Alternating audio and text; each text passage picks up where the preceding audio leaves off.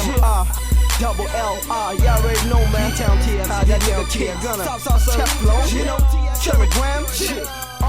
Nigga with murder on the beat, nigga with killers. Oh yeah, we kilogram. What's good, YouTube? Welcome to the channel. 604 Buck TV in the building. We're about to check out Ricky Gervais show series 1 and episode 1. It's called Space Monkey. I've known about this guys from back in the days. I've watched an Idiotaboard and caught a couple episode of the XFM show, but I've never really got in depth with the whole podcast, so I'm gonna check it out here with you for the first time, see what this guy's got to say. Let's go.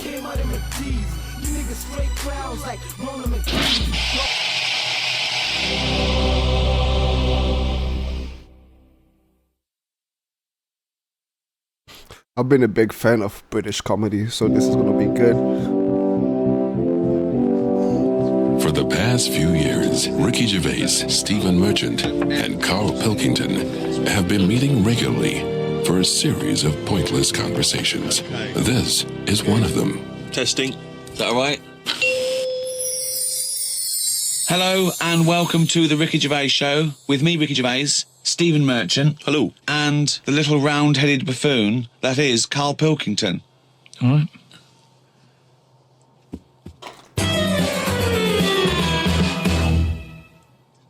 Now, you probably know me from such works as The Office and Extras, Stephen being my co-writer and co-director on those things. For those people who are not so aware of karlpilkington, he was our producer, sort of given to us when we first started on XFM, and you're thinking, well, why are we doing a podcast? It's because I like to be in a room with karlpilkington. You know, like some people go and help sort of chimps.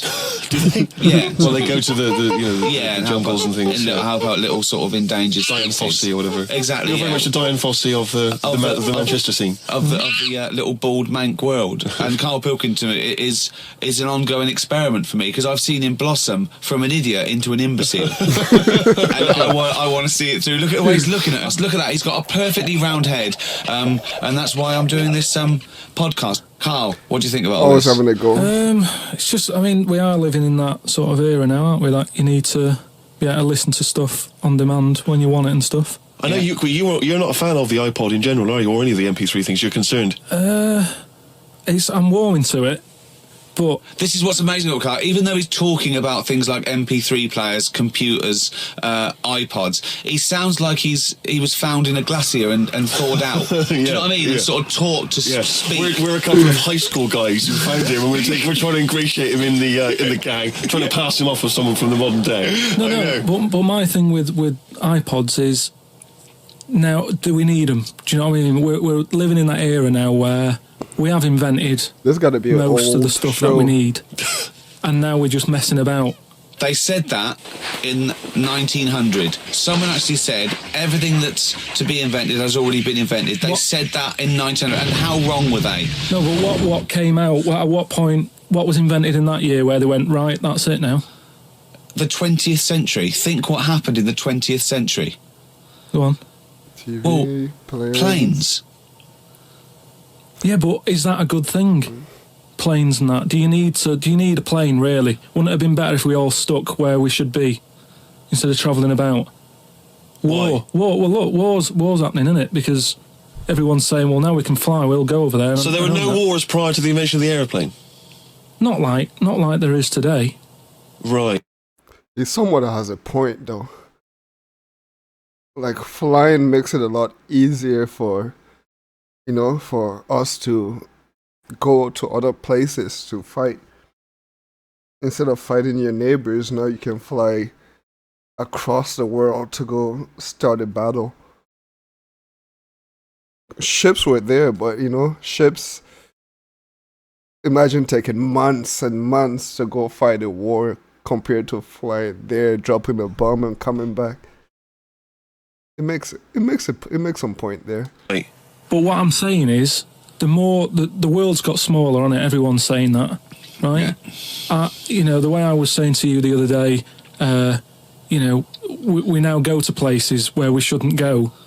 People go on holiday to places where you've got to have an injection before you go there. Yeah. Forget it then. That's a warning. Don't go there. I'm with you on that. I don't want to enter a country where I have to have an injection to stop me from dying while I'm in that country. Right, I totally agree with you on that. So what happened is, they invented the plane, and it's like, oh, let's go on holiday, and then they go, oh, I die now. Oh, well, you've got to invent something. Let's invent an injection. And then it's like, right, well, what else do we need to go to that place? There's a lot of faffing.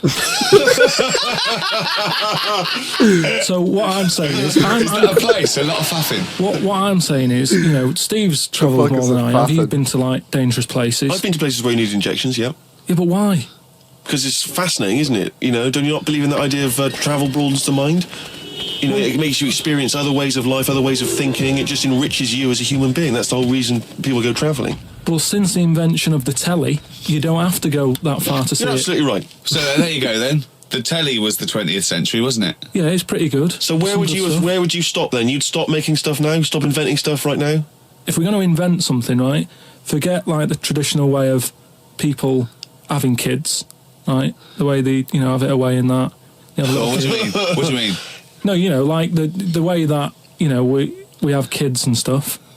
If it'd be good if what happened was to control it is if man and woman, right, they're born and that, they enjoy their life, they learn a lot, they live to be about 78, I think, by that point. So specific. Yeah, No, but by 78, I reckon you've sort of got to that point where you go, do you know what, I've done everything I'm going to do. If you haven't bungee jumped by the time you're 78, you're not going to do it. You know what I mean? So it's kind of like... Your hips come off. You've done it all now. Yeah.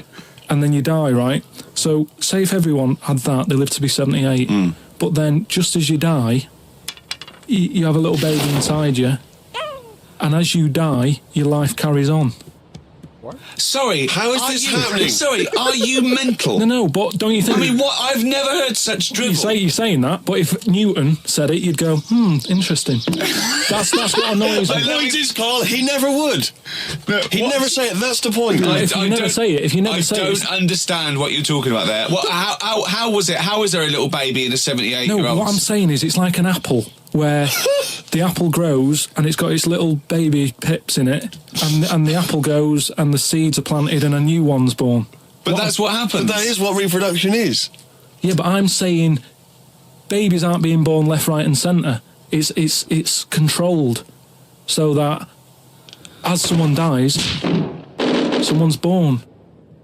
But Carl, stop. Whose responsibility is this? If you don't want to do it, we won't do it. But is it supposed to be nature? Has nature got to develop humans so that we act that way? We live that way? Or is this a scientific experiment? He said to you then, he said, look, if you don't want to do it, we don't need to do it. Yeah. Like, if you were up for it, we'll sort it out. Yeah. We can do that. We'll have a whip round so we can do the research. I just think, at the end of the day, we've got to do something. And is anyone keeping an eye on this and looking at what we can do next to control the population thing? It does my head in that I've got to live in London for work and what have you, and there's loads of people here, and forget going out on a Saturday night, it's too busy, and you can't move, and they keep... I mean, what an...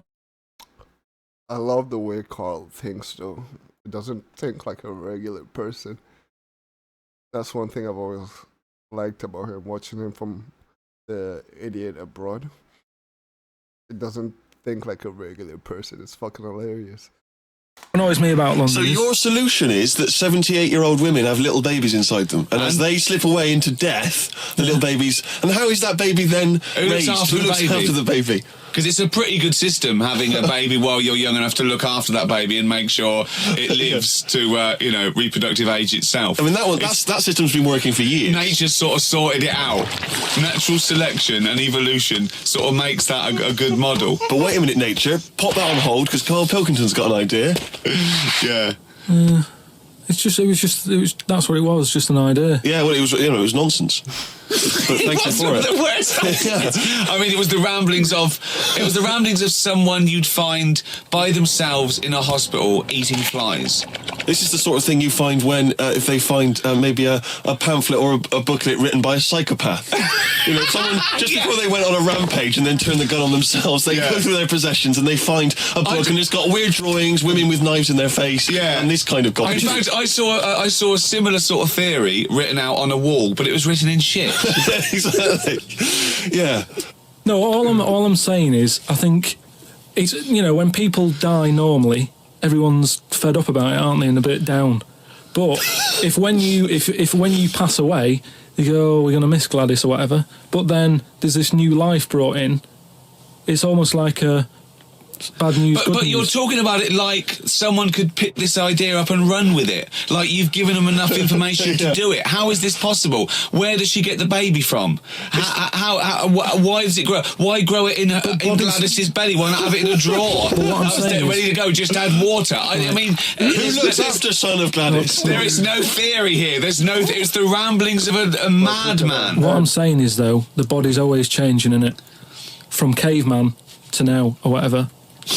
In some changing. cases. And they're always finding out more and more. Like I read the other day about how they're saying, do you know, like they say people have 6 senses?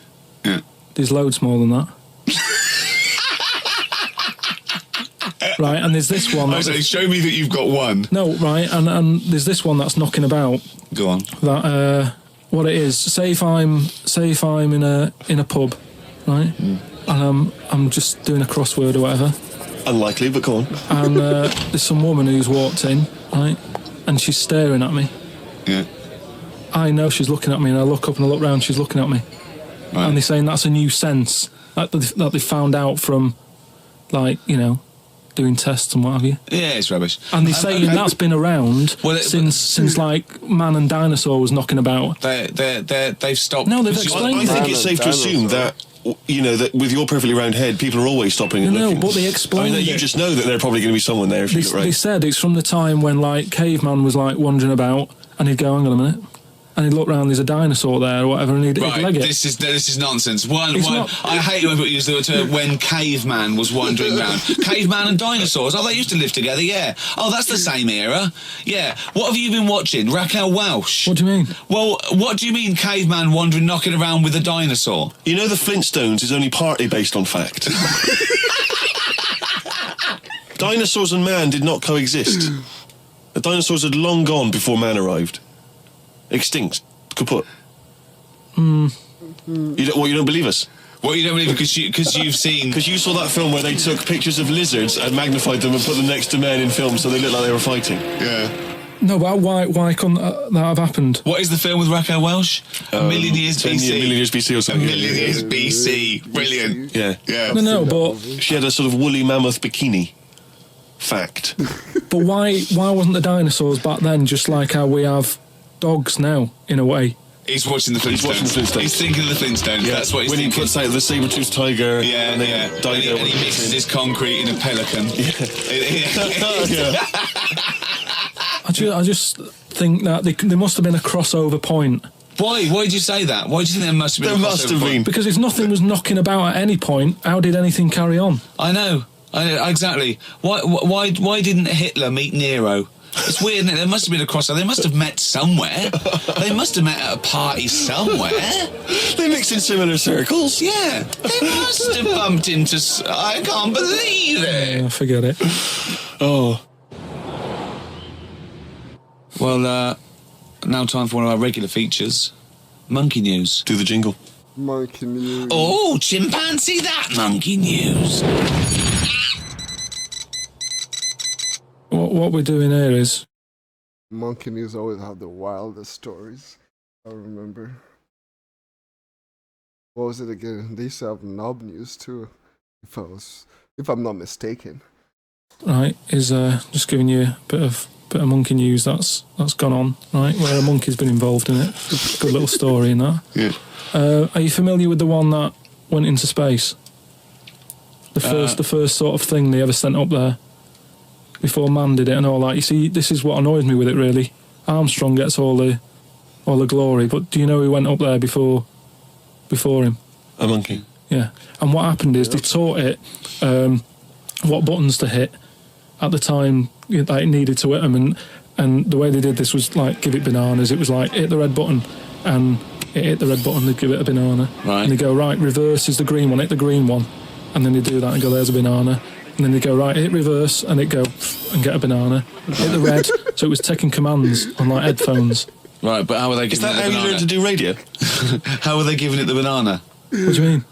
No, this is before it went. You wouldn't just go and put a monkey in it and go, there you go, get on with it. They'd sort of put him in one of them capsules that you get. Yeah. And they were on headphones. I don't believe this happened. Well, I'm telling you the story now. So the monkey I don't think they trained it to do anything. I think they sent it up there and he put electrodes coming out of it to see what.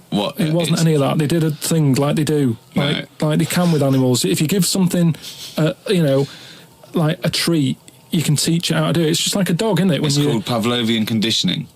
However, that was to see if it would salivate or go over to a particular corner, not if it could control a spacecraft. Next one up. It's the next one up. As far as the monkey's not sat there going, oh, I'm a bit under pressure here, it's a rocket. All that's knowing is, I'm getting a banana if I hit that button. That's all the monkey's thinking about. Right? They wouldn't put billions of space But dollars. how can they be sure that it's going to press the button at the right moment? Because it's got headphones on.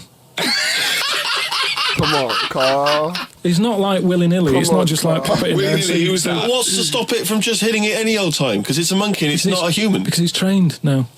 Oh, it's trained. It's fully trained. Yeah, So go what on. happened is, anyway, Oh, this is absolute rubbish. they pop the monkey in there. Yeah.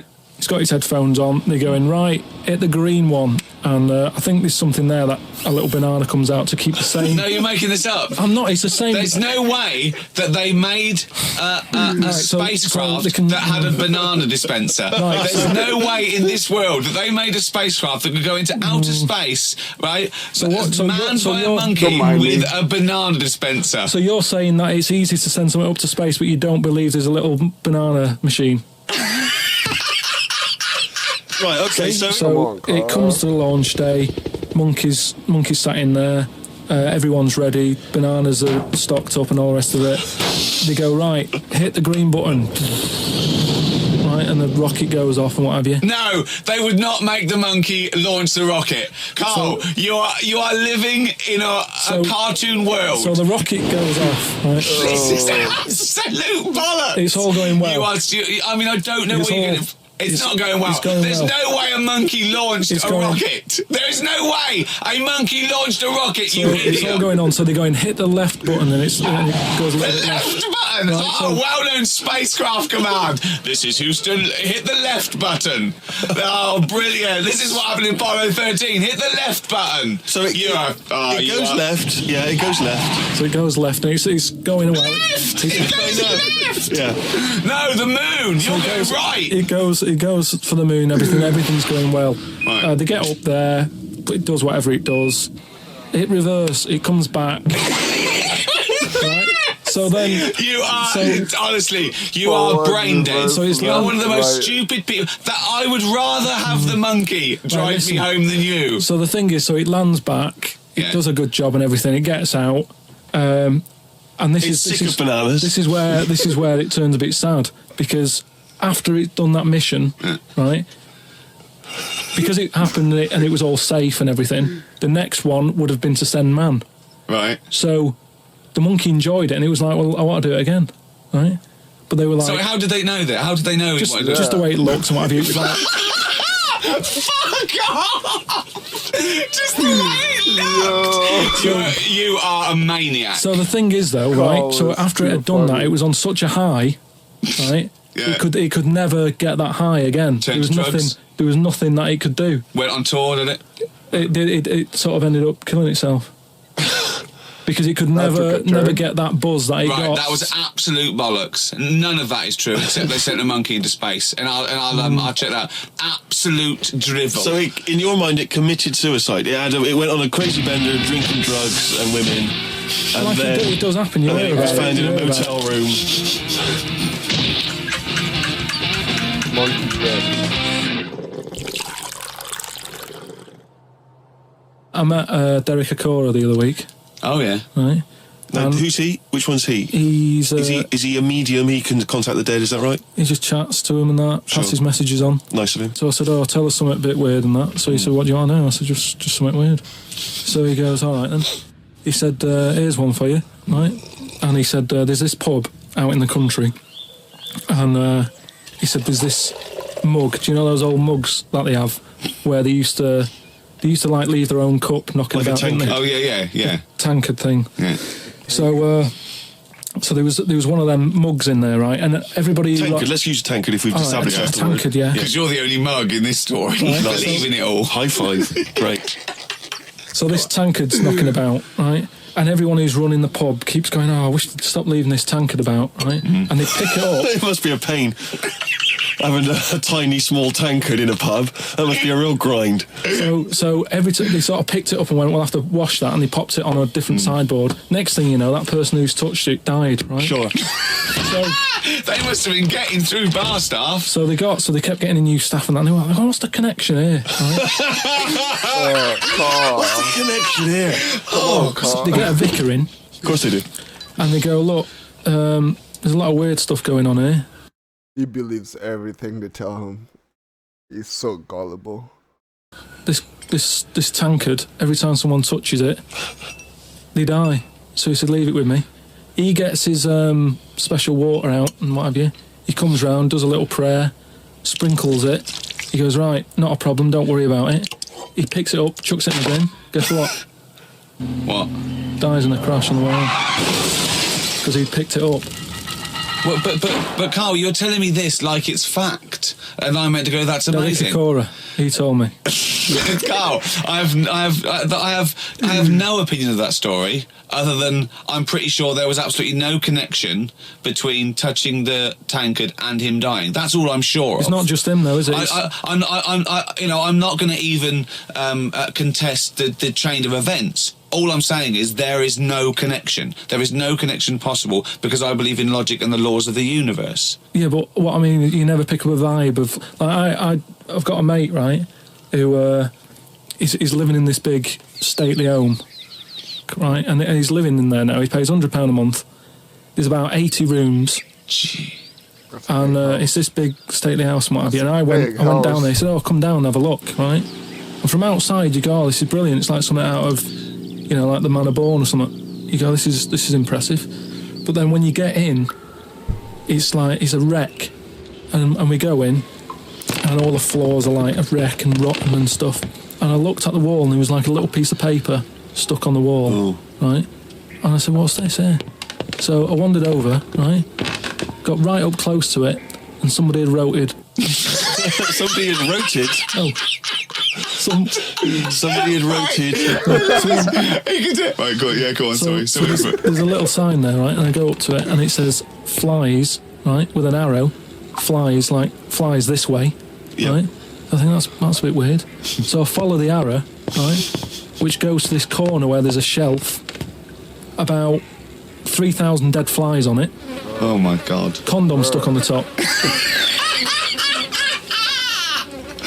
That's weird, isn't That it? is weird. That is weird. So I'm looking at that, and there's loads of stuff on the floor and that bits of paper. Picked up this bit of paper, right, and it had like in biro and that. It looked really old, like it'd been there years, and it had something like need nappies, dummy, right, blankets, blah blah, all this like old stuff for like, and I turned it over, right, and it said none of this now needed, baby dead. Right. Now that's weird, isn't it? Now that's what I'm talking about when you get a bad vibe. You go, that's who's been in here. It's bad vibe. It's just based on the fact that Your mate's in charge. yeah, that's terrifying. I mean, yeah, so it's like saying, are we scared of the dark? Yes, I understand why people are scared of the dark. I'm a little bit scared of the dark. You're walking along. Because you don't know what's in it. Yeah, you don't know what's in the darkness. That's why people get nervous. It doesn't mean you have to make the leap then that you've got some paranormal sense. Oh my God, I'm Karl Pilkington, and hang on, just like Derek Acora, I have sensed something strange and evil in this room. Wait a minute, there's some flies in a condom. I was right all along. That is weird. Flies in a Johnny equals badness. the flies in the condom was weird. It's weird. I don't know. But the note. Yeah. I just think of his face when he saw that, reading it by torchlight. He must have been terrified. It's a bit odd, isn't it?